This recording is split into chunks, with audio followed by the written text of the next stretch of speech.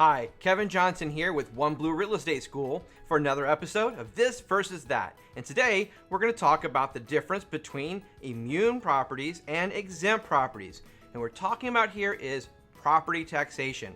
Who gets assessed property taxes and who doesn't? So let's take a look at this. First up, we're going to talk about immune properties. For an immune property, these are properties that are not assessed by the government and are not subject to taxation. So they don't even send out the tax assessor to look at the property. Just doesn't even get on the rolls whatsoever. These are properties owned by cities and counties, the state of Florida, and of course the federal government. So any government-owned property.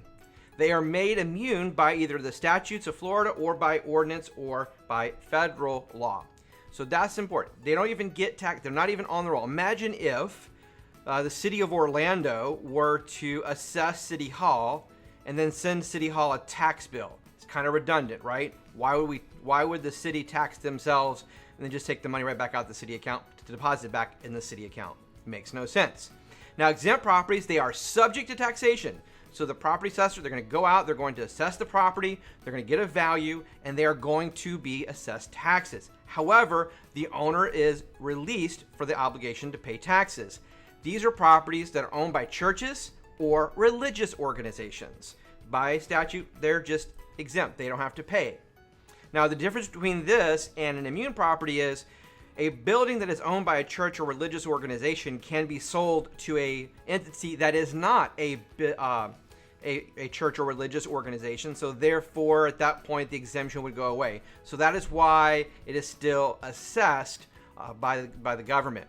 The last one is partially exempt. These are subject to taxation. However, the owner is partially relieved from the obligation to pay taxes. The best example of that is homestead exemption.